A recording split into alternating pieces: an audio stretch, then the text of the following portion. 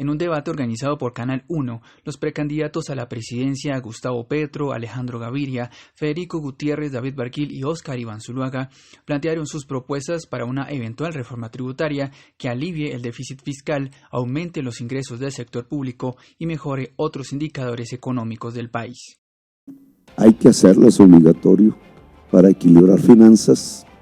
Los ejes fundamentales van a ser los siguientes: volver progresivo el impuesto de renta, aún reduciendo su tasa, pero quitando exenciones.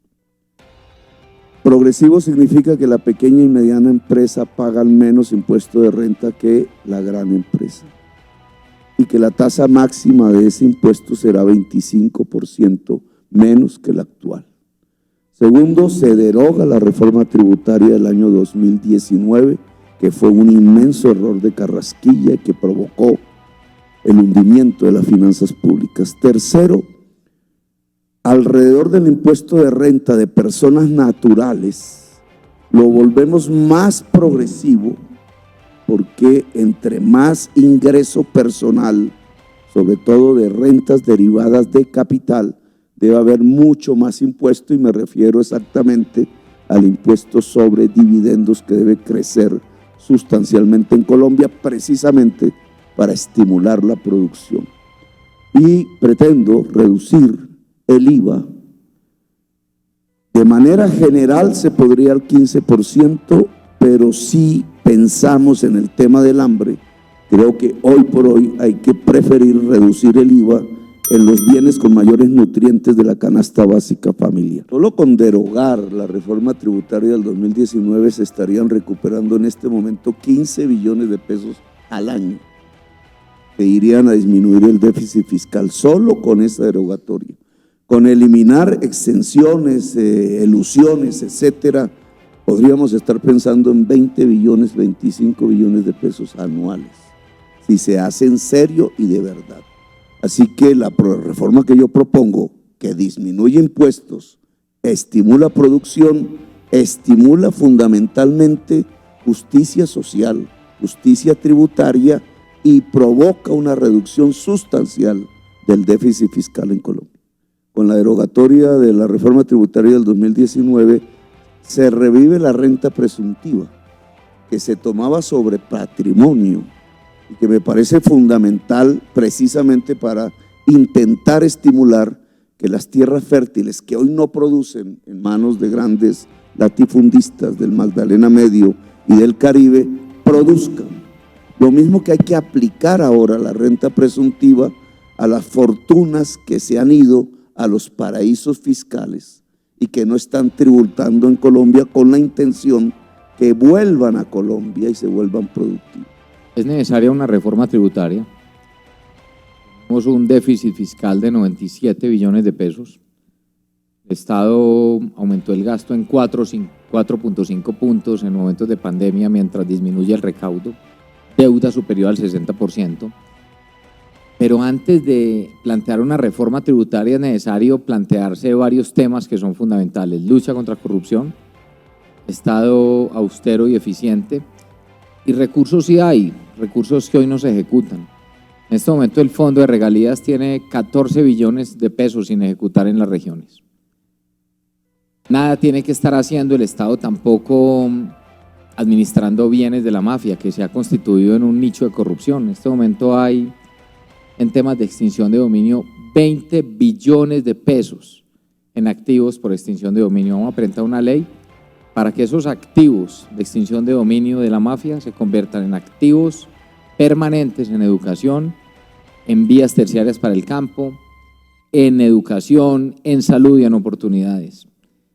Cualquier reforma tributaria tiene que darse de una forma dialogada en todos los sectores que no afecte la clase media vulnerable ni la clase más vulnerable.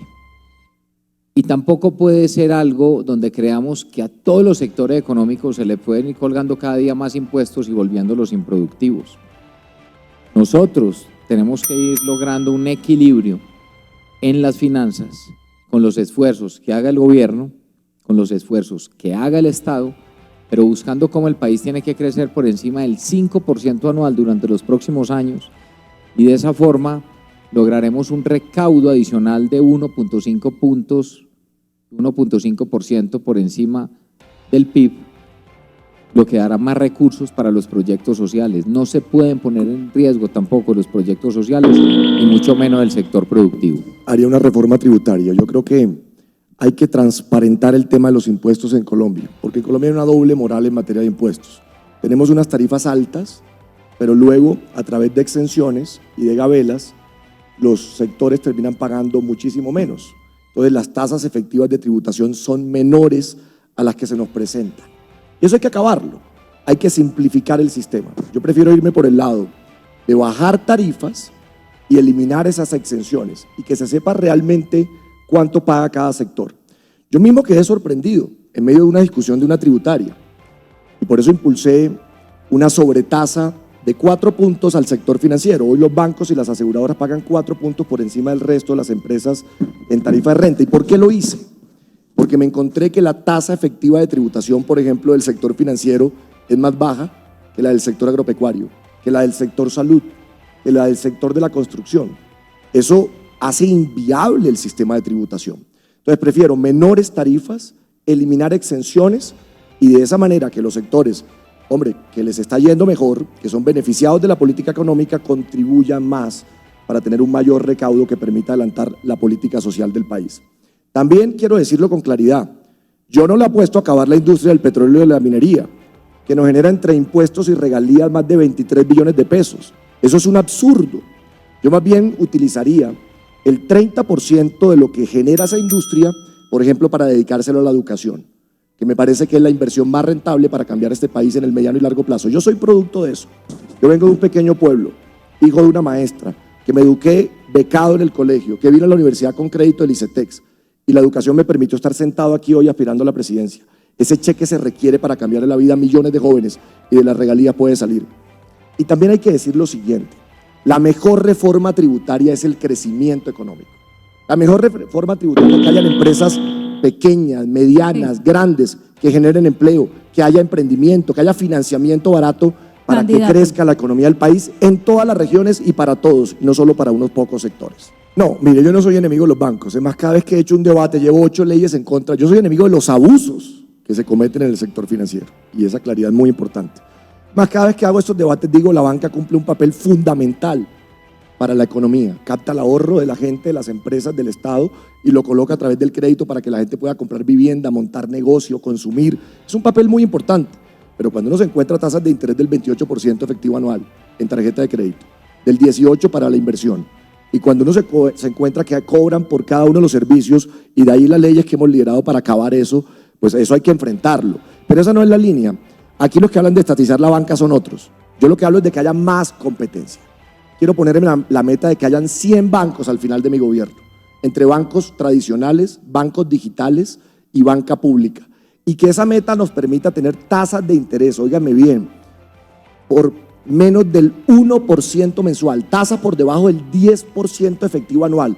Así puede crecer la economía de este país. Así el que quiere comprar una vivienda lo puede hacer. Así el que quiere expandir su negocio, su microempresa lo puede hacer. La economía americana depende del crédito. En Estados Unidos a la gente le prestan para el carro, la casa, el negocio, para que consuma, para que estudie, pero a tasas muy baratas. Y esa tiene que ser la lógica de lo que hagamos. Yo lo que quiero consolidar es libre mercado. Ese es el modelo en el que yo creo. Lo que pasa es que lo que hay hoy aquí es un capitalismo de roscas. Y claro que me opongo a las propuestas que plantean que la solución es la estatización de la economía, la estatización de la banca, la regulación de precios, que lo único que generan es pobreza, destrucción del aparato productivo y la terminación de las libertades. Mi propuesta es la antítesis a ese tipo de planteamientos. La semana pasada hubo 2 informes muy interesantes sobre Colombia. El Fondo Monetario Internacional y la OCDE. ¿Qué dicen esos informes? Gracias al buen desempeño económico de la economía colombiana en el año 2021 y las perspectivas que hay para este año, hay un mejoramiento de la posición fiscal del país que hace menos exigente el ajuste fiscal.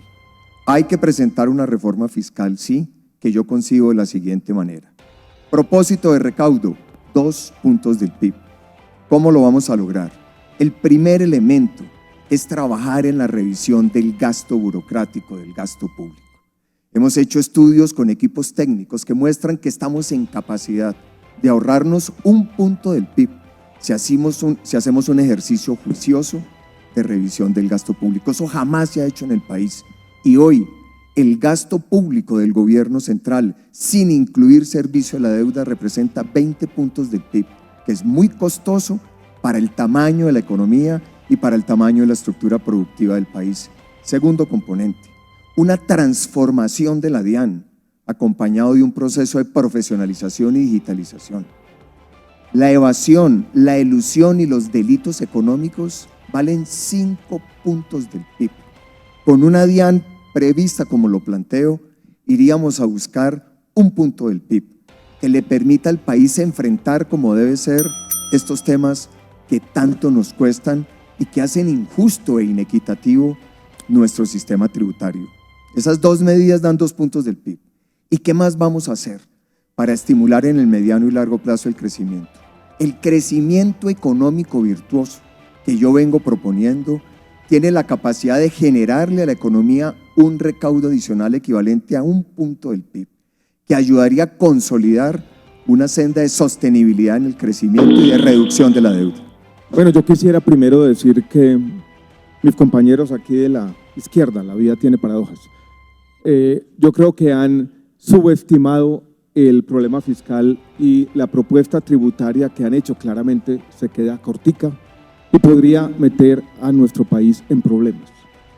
El déficit fiscal ya es muy grande, Federico, creo que está por los lados de 80 billones, tú dijiste 90 y pico, pero bueno, por los lados de, pongámosle una cifra, es muy alto.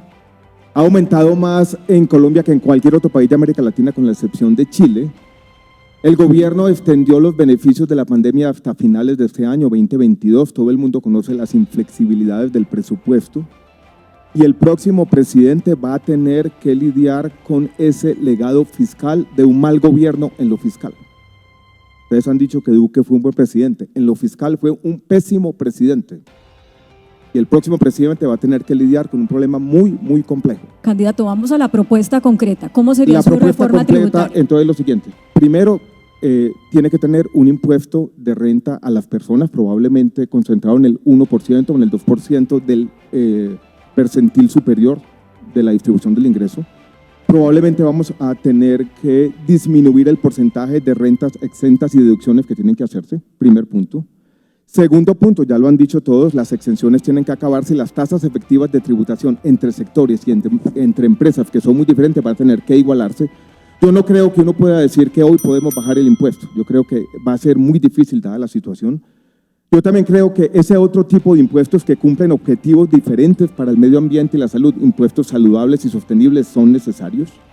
Me parece que el país tiene que estudiar seriamente, ya lo dijo Gustavo, un modelo como el chileno de impuestos a los dividendos. Eso sí, no creo que el impuesto a la riqueza con estimaciones presuntivas de la tierra y la riqueza pueda aplicarse, eso llevaría a una salida de capitales muy grandes. Pero yo creo que con esos, con tasas efectivas de tributación igualadas, un impuesto a los impuestos saludables y ese impuesto de renta más alto a las personas, se puede cumplir parcialmente las necesidades fiscales del país. Yo creo que las tasas efectivas de tributación, las efectivas, no las nominales, deben ser iguales entre empresas y sectores. Si uno hace una cosa diferente, genera todo tipo de arbitrajes y problemas y las empresas comienzan a disminuir y a decir yo soy más pequeño y más grande. Yo creo en eso debemos tener igualdad en las tasas de tributación efectivas. Hoy en día las efectivas no lo son, porque la cantidad de secciones que han sido producto de un lobby continuado que llenaron de huecos el estatuto tributario hacen que unas empresas, incluso empresas muy grandes, tengan tasas efectivas, en eso estoy de acuerdo con David, muy bajas. El impacto en el empleo, el peor impacto en el empleo sería una crisis fiscal. Si básicamente Colombia no puede financiar su déficit fiscal y los inversionistas pierden la confianza en Colombia y tenemos que financiarlo a la brava, ese sería el peor impacto en el empleo. Para construir empleo, lo que necesitamos es políticas públicas de desarrollo en los sectores que van a liderar la transformación productiva. Pero no es incompatible la solución del problema fiscal con el problema del empleo. Es más, se necesita resolver el problema fiscal para resolver el problema.